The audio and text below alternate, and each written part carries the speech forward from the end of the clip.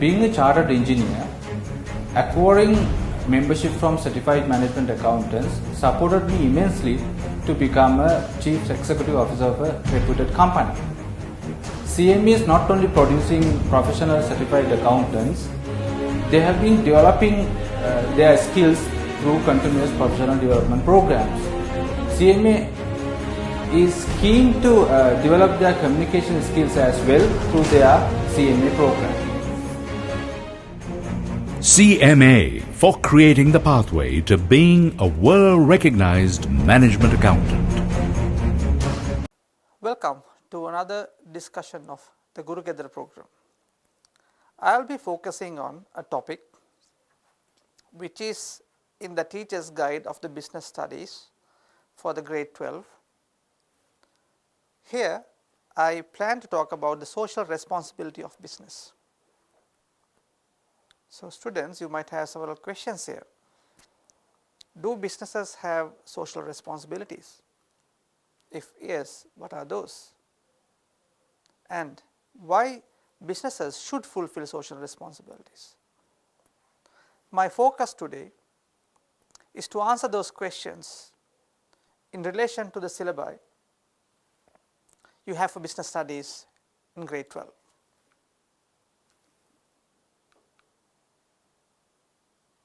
As per the syllabi, students are expected to cover 3 subsections. Under section 2.1, you are expected to understand how businesses fulfill their social responsibilities. Under section 2.2, you are expected to understand how businesses can contribute to sustainable development. The final subsection of your syllabi under this particular topic expects the students to understand the necessity of business ethics. Accordingly, I will be discussing some important aspects, introduce you to certain concepts and some real world examples in relation to these areas. So what is CSR? Where did it all begin? In 1953, Howard Bowen wrote a book, The Social Responsibilities of the Businessman. He is considered to be the founding father of CSR. Now, if you go through your syllabi, they have included several definitions of CSR. Before we understand how CSR is applied in real world organizations, we need to understand what are the elements of CSR. So how did the founding father of CSR define CSR? According to him, CSR is the obligations of businessmen to pursue those policies, to make those decisions, or to follow those lines of action which are desirable in terms of objectives and values of our society. What does that mean? Businesses, they engage in various practices. Businesses, they produce goods. Businesses, they produce services, which I believe you are familiar with. Archie Carroll is a leading scholar on CSR. According to him, CSR is fulfilling economic, legal, ethical and philanthropic expectations the society has with regard to organizations. So what are the expectations of the society? Let me give you an example. Before COVID, most of us were working in organizations and people around the world were working in the organizations. 2 years into COVID, people are working from home. Although countries around the world have allowed people to come back to organizations and work physically, many companies have also introduced practices where employees can work from home. Let's take a case where a mother with a newborn child comes to the manager and asks the manager, due to possibilities of COVID, can I work from home? Can I continue to work from home rather than visiting the company? Now, manager is caught in a dilemma. Now, if the company and the manager himself have developed policies allowing employees to work from home, probably that problem wouldn't arise. Now, this was an example. Probably we never thought, say 2019, just before the COVID. Similarly, we know a lot of people with comorbidities. Now, Sri Lanka is a country where we have a higher percentage of diabetes patients. Let's say an employee with such comorbidities walks into the manager's room and asks, since I have comorbidities, can I work from home? So, how would the manager respond? Again, if the company has developed better policies on work from home and the employee understand his commitments despite working from home, obviously the two parties mutually would develop a framework where both parties meet the expectations in terms of fulfilling their responsibilities. Manager probably would allow the employee with comorbidity or a mother with a newborn child to work from home. At the same time, the employee would understand how he or she would fulfill her responsibilities despite working from home. Now, this social expectation did not exist pre-COVID, but yet today we tend to encounter these kind of experiences in companies and organizations. So, companies today have developed policies with respect to these expectations, and in a way this would help them to recruit employees, keep the employees happy, satisfied, and also meet the company's expectation. At the same time, the employee can minimize his or her risk and also commit to her work. So, as I stated earlier, CSR is about organizations carrying out its activities, engage in its day-to-day business affairs, yet adhering to the social expectations. As I said earlier, social expectations tend to evolve. So, businesses and organizations also have to evolve in terms of meeting social expectations. Carroll's CSR Pyramid.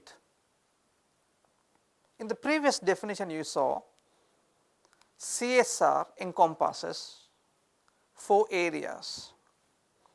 According to this organization, CSR means the continuing commitment by businesses. So, businesses are expected to continuously commit for what? To behave ethically and contribute to economic development. And improving the quality of life of the workforce and their families, as well as of the local community and society at large.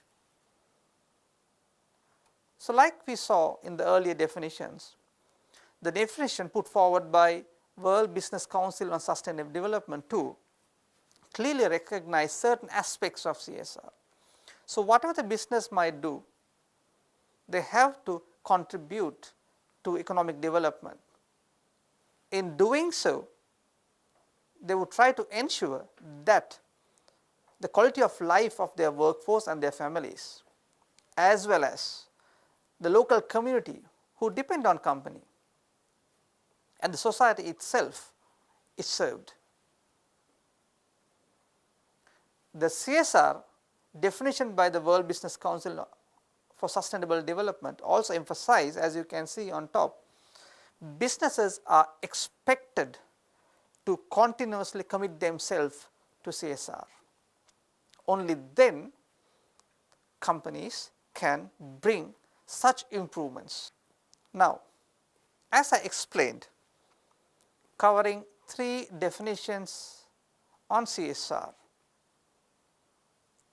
we had to ask the question, so what are the responsibilities of a business and how can businesses go about fulfilling such responsibilities.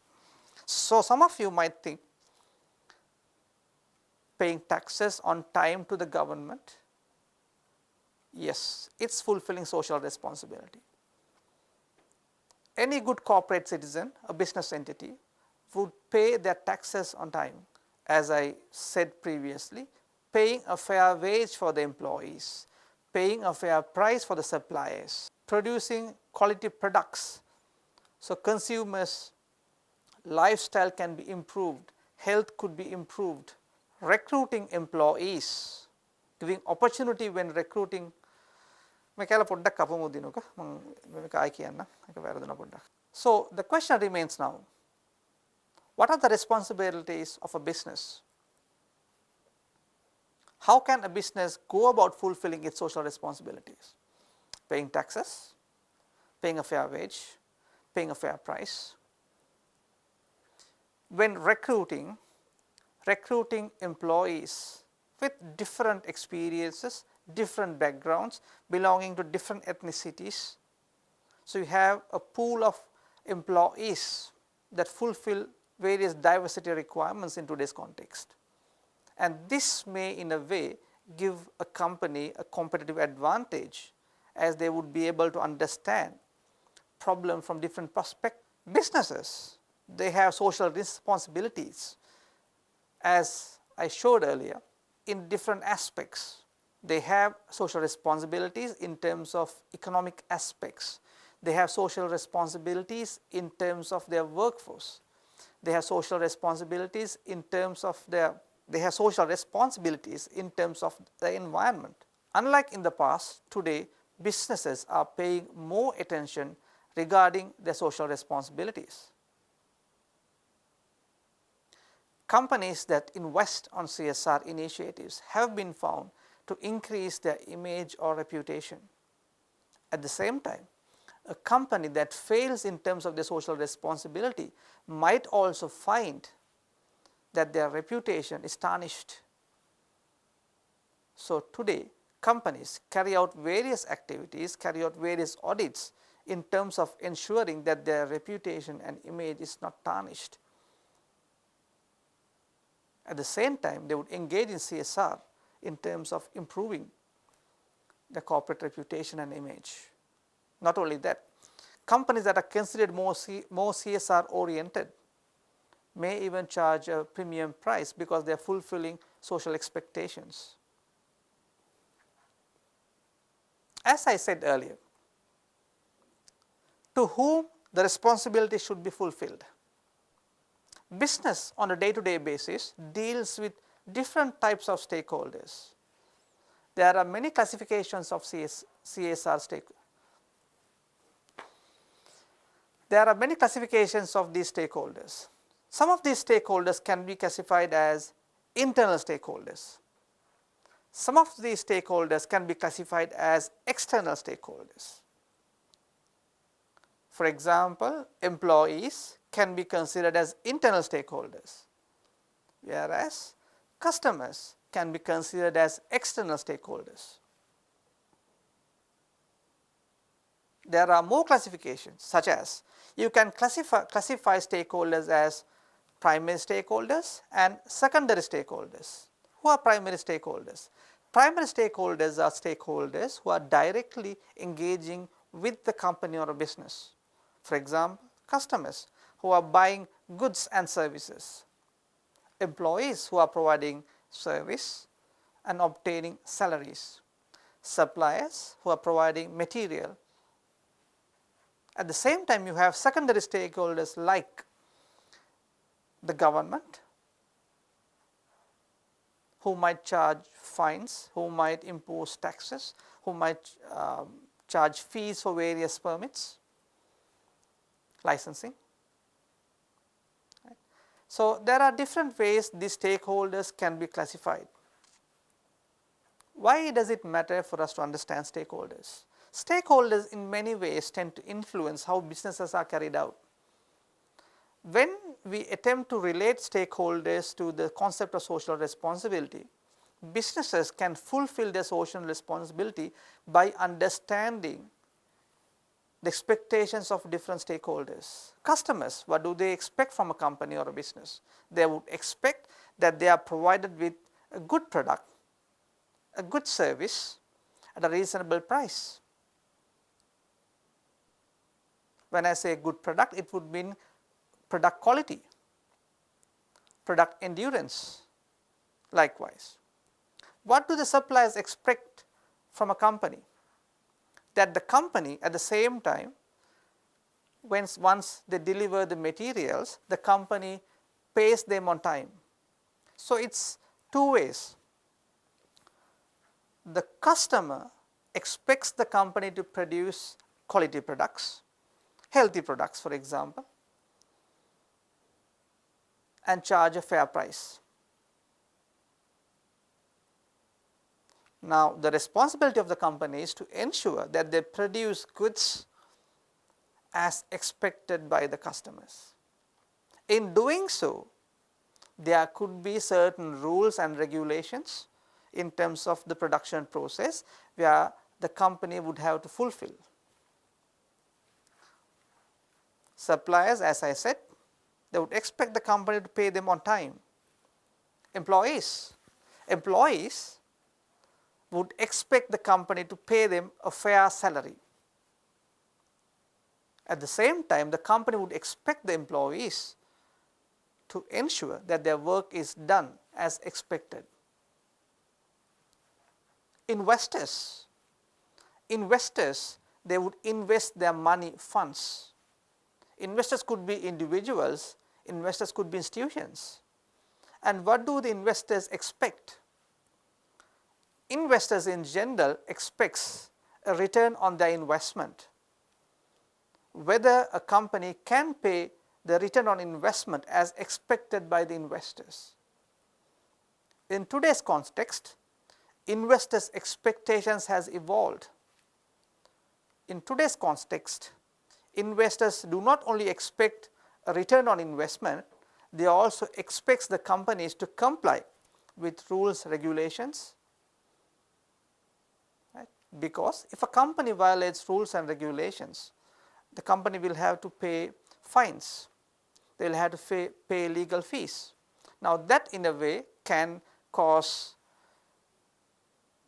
share prices to decline, reduce the return on investments, and investors would be unhappy.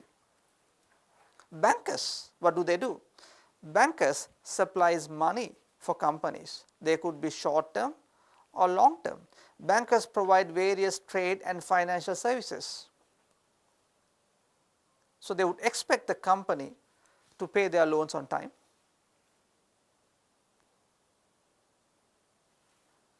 Government, what does the government expect from businesses? Most of you would think government would expect taxes. But in general, government not only expects taxes, government also expects the businesses are carried out in such way that they conduct themselves within the rules and regulations in a particular country, fulfill social expectations, and at the end obviously paying taxes. What about the local community? Let us take an example where a company disposes waste or garbage in a nearby land, or it could be even chemical waste. At times, such incidents could lead to agitation by people who are living in the vicinity of the company. If a company should dump waste or garbage, it can cause the local community to lose their livelihood, and this would lead to conflict between the local community and companies. So, companies, businesses would try to understand about the people who are living in the vicinity of the company and to understand the expectations, right, and to have a mutually benefit relationship with the people who are living closer to the company and the communities. What about the regulators? Regulators want businesses to ensure that they comply with various regulations. And whenever a regulation is violated, the regulators would step in and charge a fine, or there could also be lawsuits. Now, regulators may come in the form of government. The government are the ones who introduce various regulations with various purposes. So, likewise, how companies or businesses could fulfill their CSR expectations, we can also understand the concept from different perspectives of the stakeholders. Now, you will be in a position to identify stakeholders, to identify the expectations, and also to classify these stakeholders. Now, you might have a question that why do we need to do CSR? Why do businesses have to follow CSR? These are some of the reasons why businesses today engages in CSR activities. Broadly, what drives businesses to engage in CSR can be categorized into market forces and non-market forces. What are non-market forces? Basically, they may include regulations. I will give you an example in the next slide. Then there could be international initiatives such as Sustainable Development Goal under the United Nations. Every country in the world are in a way working towards the SDG. But governments by themselves cannot achieve the goals. So, private sector in a country, private entities themselves can step in and work with government to achieve SDGs. Government at times can come in and ask companies to get involved in CSR. CSR in companies or businesses may be driven by owner or manager's values. Managers can have different types of values. There could be managers or company owners who think it is our responsibility to fulfill social expectations. In that sense, a company would take every effort, and also when a business engages in its activities, there are possibilities of negative externalities. An example would be emissions. Now, what we see around the world in today's context, governments and various international initiatives and dialogues have in a way put forward the idea that we have to reduce emissions. So, if a company recognizes that their emissions are very high and it can contribute to climate change, so how can we reduce our emissions? Because it is causing a negative impact.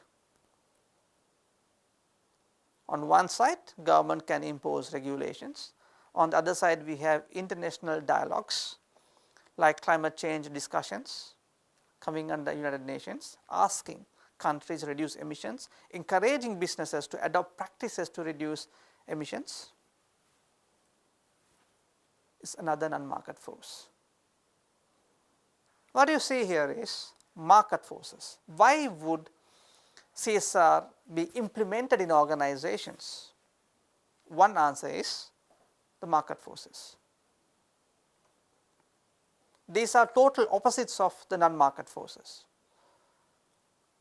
Competition. A business might engage in CSR simply because their competitors are doing so. A business might engage in CSR because the market leaders are doing so and they have established a reputation. So, competition in a way could drive organizations to adopt CSR. Why again? Because companies that infuse a culture of social responsibility in the organizations and also go on to fulfill their social responsibilities has the possibility of achieving competitive advantage. So, if other companies, businesses see that their competitors are gaining competitive advantage or gaining some kind of strategic advantage over us by adopting CSR. This would encourage all other companies also to think about CSR. There are various international standards. ISO 26000 on social responsibility, social accountability standard 8000 are some examples. These are basically voluntary standards. So, a company or a business can decide, should I adopt such voluntary standards? So, companies that adopt such voluntary standards may be able to improve their reputation, gain competitive advantage as well. Companies might engage in CSR simply because consumers today are more knowledgeable and more aware. So, when a consumer goes into buying a product, he or she might think whether the packaging of this product is produced using recycled plastics or not. Can I reuse it? What kind of harm does this product cause to the environment? So, today's customers are more knowledgeable. So, if your customer groups, a company on a given day might be dealing with different customer groups, they might be selling products for different customer groups. If a particular customer group is very knowledgeable about environment and society, they will be very concerned. And if a company fails to meet the customer's expectation, maybe your products will not be sold and your revenues will decline.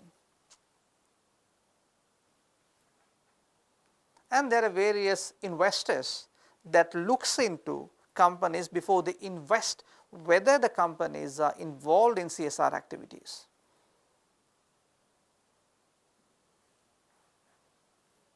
As I have mentioned several times, companies that engages in CSR in a way can improve the reputation of the business. Maybe having a better reputation could lead to attract better human resources, better investors. So, you can see some of these forces, they work in combination. They are not, they do not affect business in silos. And also in real world context, on a particular, at a given point of time,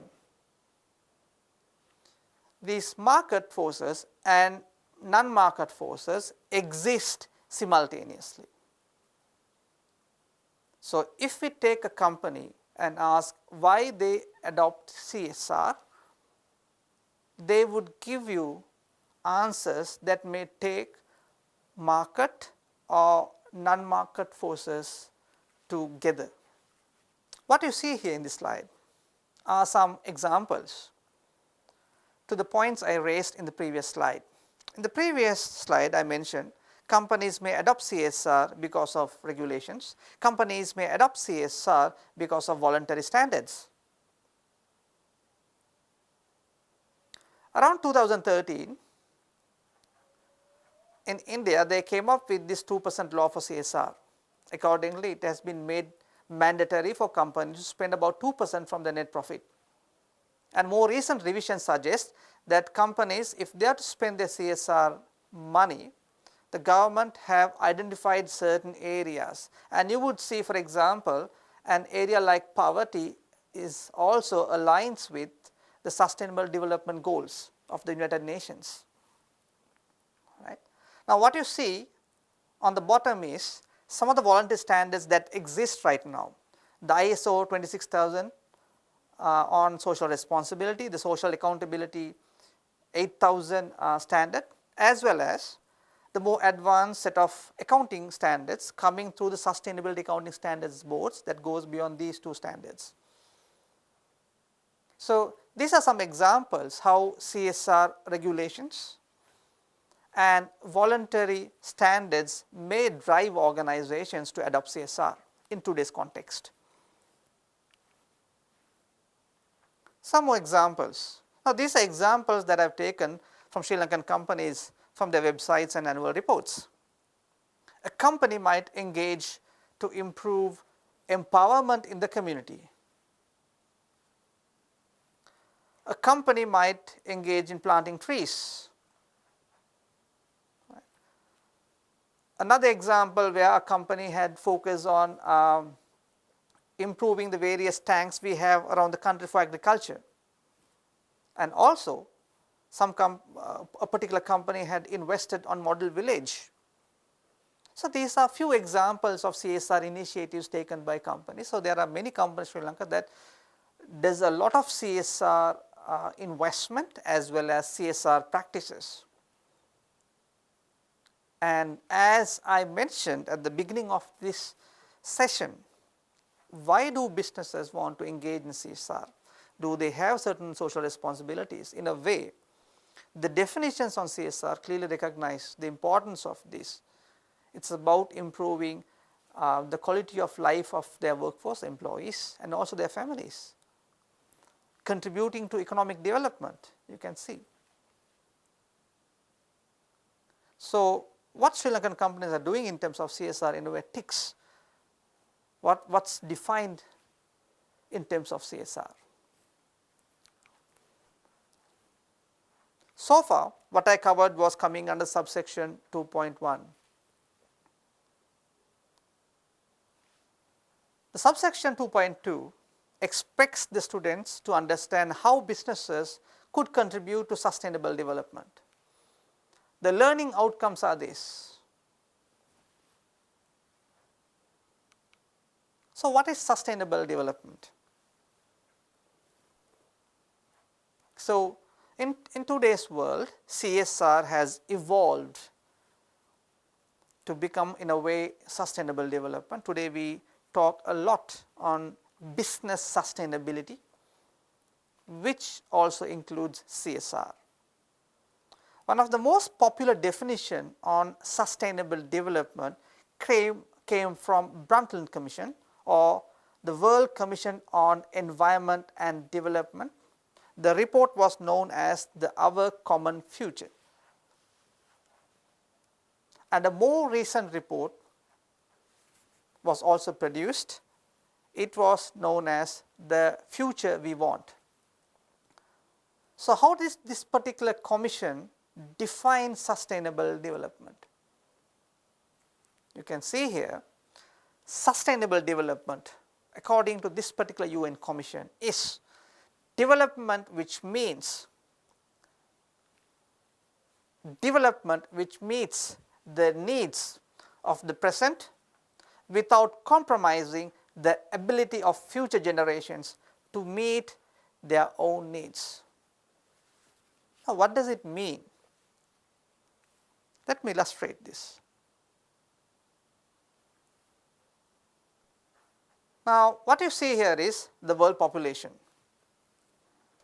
When the Brundtland Commission defined sustainable development, the world population was around 5 billion or just above 5 billion.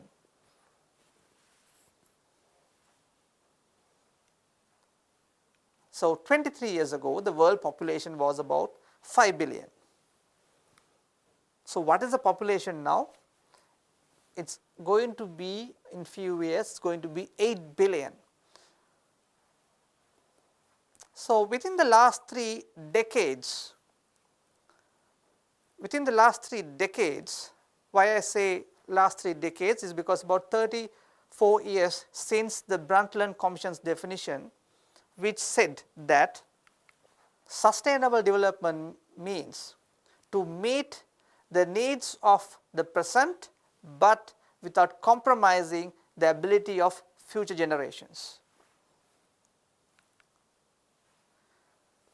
So, since that definition, the world population has increased by about 3 billion, and the world population is expected to reach about 9 billion around that particular year.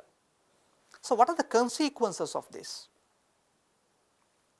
The world has to feed more people within the last 30 so years. This would mean we would need more land to cultivate, we would need more land for carrying out commercial activities. This would obviously require for us to extract more resources from the earth. We would need to extract minerals, we will have to cut down trees at times for setting up houses and factories. This would bring human activities directly in conflict with the environment and existing resources. So, how are we supposed to tackle these challenges? So, this is what the sustainable development definition meant in 1987. Yes, you go about meeting your expectations, accepted, but it should not be done in such a way that whatever the resources that may exist is exploited without leaving anything for generations to come ahead.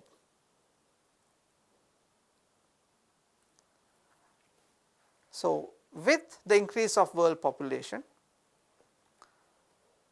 our demand for goods and various services have increased. We had to set up factories to meet those demands, and it has in a way aggravated various challenges experienced by us. One such challenge is the concern for climate change. The more recent reports from the UN suggest the possibilities of a 1.5 increase of temperature is inevitable, and we had to act very fast, and our efforts are very slow in a way. And what are the consequences of that? So, that is something we have to think. Right. So, this is what the Commission thought about at that time.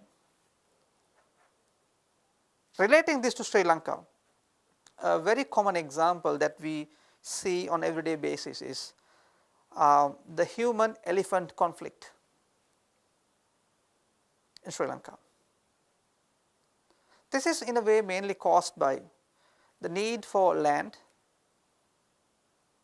for housing, need for land for commercial activities, whether it is agriculture or manufacturing, and the space required by humans, citizens, have increased. At the same time, space that existed for animals has decreased,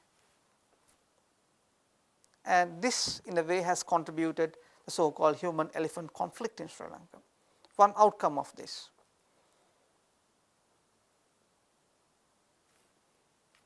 So, as responsible citizen, I believe we have to pay attention to these developments and act responsibly in all ways possible.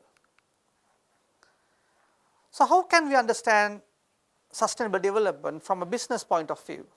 John Elkington in 1994 came up with these concepts. Traditional businesses looked at the bottom line. Bottom line means the profit in their income statement. However, Elkington went on to introduce that businesses needs to move beyond just looking at profit to also understand their impact on people and planet. So, he coined the word triple bottom line. The 3 P's, as I said, the 3 P's encompasses the bottom line, the impact on society, the impact on planet, and the business itself. So, a manager's decision to produce a good, right, can have its impact on planet as well as people.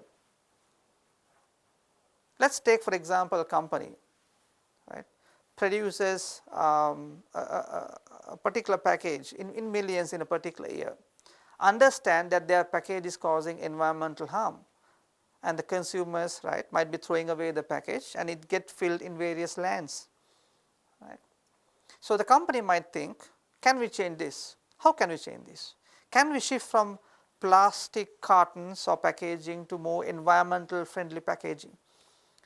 So, this is how manager can think about their business processes. How can we carry out our business activities in a way reducing the impact on the environment and also at the same time may be improving the living conditions in the society. So, this is what is meant in terms of the triple bottom line. Businesses has to go beyond not just looking profit, but also to see the impact of their decisions and activities on the environment and the society. Are we improving the livelihood of our suppliers?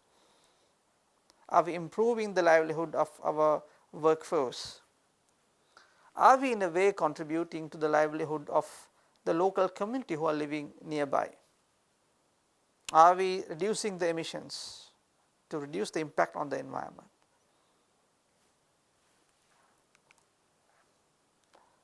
Another way we can look at the impact of business on the environment is the 4R concept.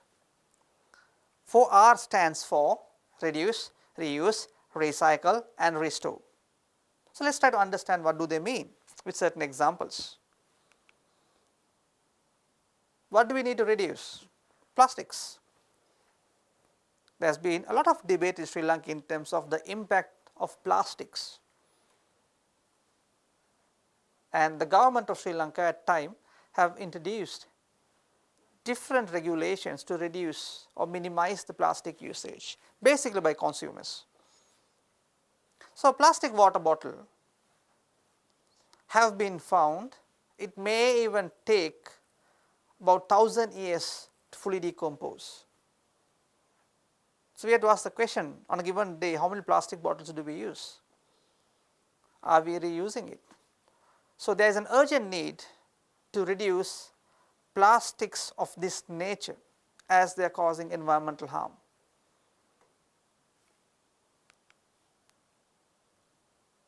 What do we have to reduce? Emissions. A well-known listed company in Sri Lanka, they have been labelled as carbon neutral. What is being carbon neutral?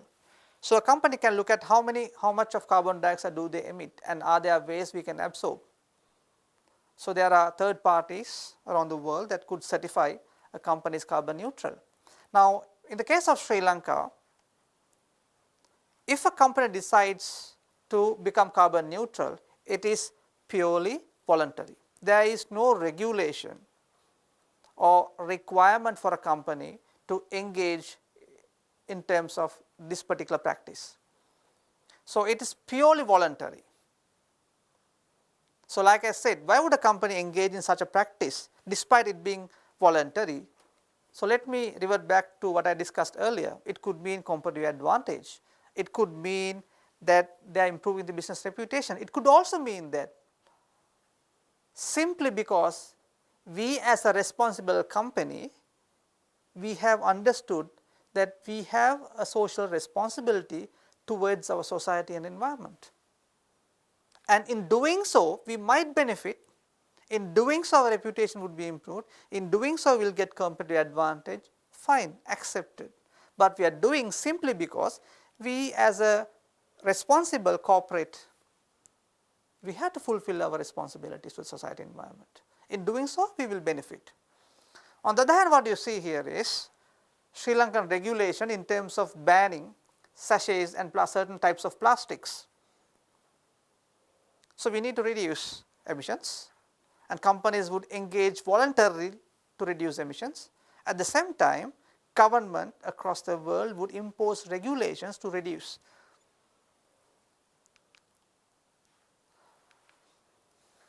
What can we reuse? Tires. Right? So, used tires can be converted to say something like those slippers. So, what we are doing here is converting existing maybe plastics, existing rubber or your used tires or used products to maybe create the same product or maybe even create newer products. Here innovation plays a role, new technologies plays a very important role. Right? By reusing, in a way, we can reduce extracting newer resources and we can meet that sustainable development definition which I explained earlier. What you see in this slide is how we can reduce the use of certain types of plastics by using reusable products.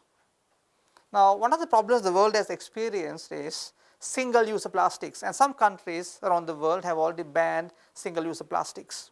What are single-use plastics? A water bottle. So, you go to a shop, you buy a water bottle, what do? You drink the water and maybe you dump the plastic bottle on a garbage can. That means after a single use, you have dumped it. Now, probably we could have reduced that particular plastic by employing a reusable bottle. So, this is what is expected. Right? Can we avoid using plastics for single purposes and carry with us maybe bags, maybe food containers, maybe bottles, right, and we will use it over a period of time. So, with that we can reduce how much plastic dumped to the environment. Now, we can see here these are some of the common plastics that is found around the world. I believe this is the same in the case of Sri Lanka. We see a lot of individuals and organizations, they go and clean beaches in Sri Lanka. Right? So, what they normally find is either plastic food containers, water bottles, right, bags.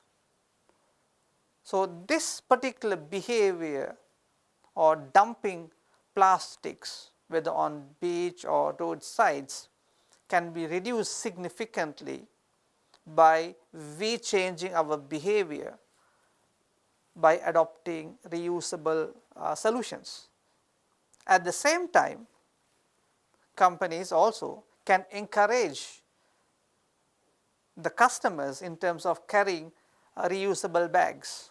Some countries have imposed fine on using plastics.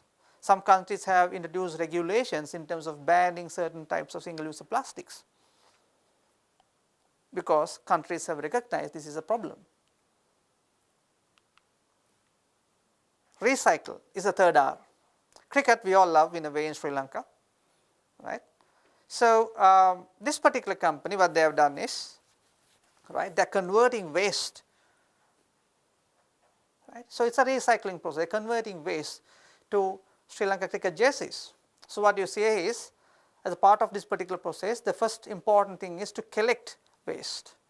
Here there is a very important role for people who are collecting, because they have to segregate the different types of plastics or waste. Then you have to put them through a recycle plant, right, sort them, segregate them as well, okay, and maybe carry that forward in terms of new innovation and using new technology, produce something like the cricket jersey of Sri Lanka cricket team. So, what you are doing there is to recycle. You can also engage in certain activities that restores the environment. Right? You can plant trees, you can reforest, you can convert waste to energy. Right? So, these are a few examples how 4 R's can be carried forward. The third aspect of the syllabi requires the students to understand what is business ethics. Right? So, these are the learning outcomes. So, what is business ethics? So, basically businesses are expected to carry out, right, activities or their decisions, okay, in a way that does not violate rules or regulations, also adheres to certain expected standards. In other words, it means that businesses should not engage in unethical business practices. What you see here is from an international study, right, how various professions are rated based on honesty and ethical standards.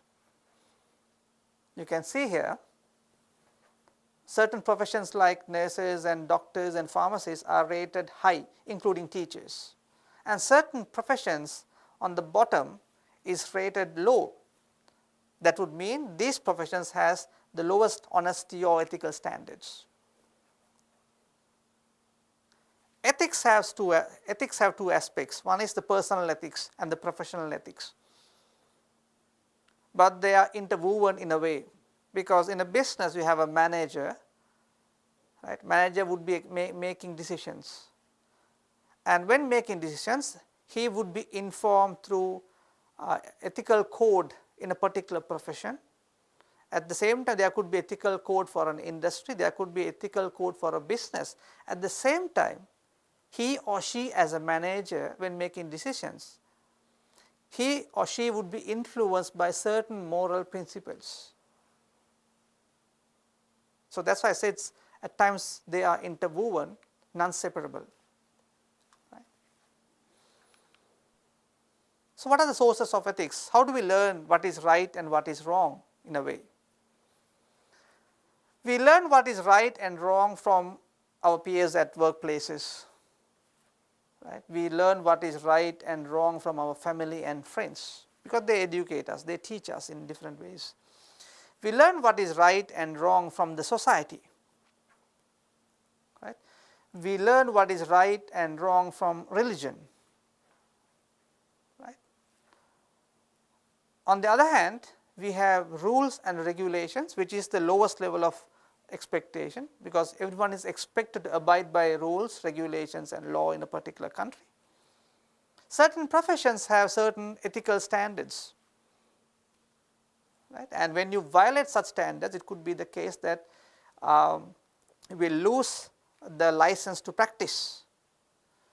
Employers, companies would encourage individuals and managers, employees, to adhere to ethical standards. There could also be ethical standards across the industry. So from where do we learn ethics? These are some of the sources that influence the way we understand ethics.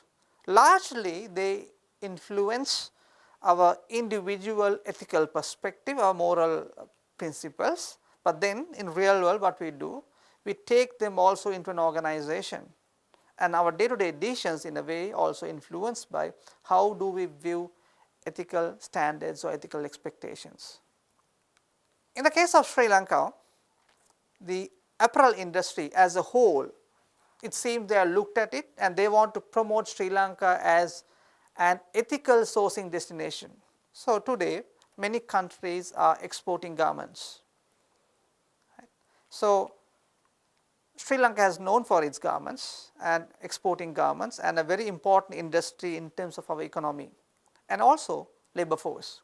So it seems what they have done is, this particular organization for Sri Lankan apparel, they have come together and put forward a framework to differentiate Sri Lanka from other manufacturing destinations, to promote Sri Lanka as an ethical sourcing destination, to promote Sri Lanka garments without any guilt. It would mean, for example, Sri Lanka fully commits to say free of child labor.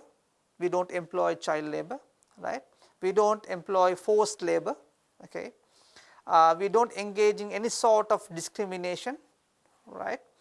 And also we avoid any kind of sweatshops. Now when the industry itself adopts this particular framework and promotes Sri Lanka as an ethical sourcing destination, the same industry organizations would advocate all the companies within this industry to adhere to this particular standard. So, and that's how they would carry out this particular message to the entire world. So this is an example how ethics can be incorporated to the industry. Now this is despite you have international labor laws, right?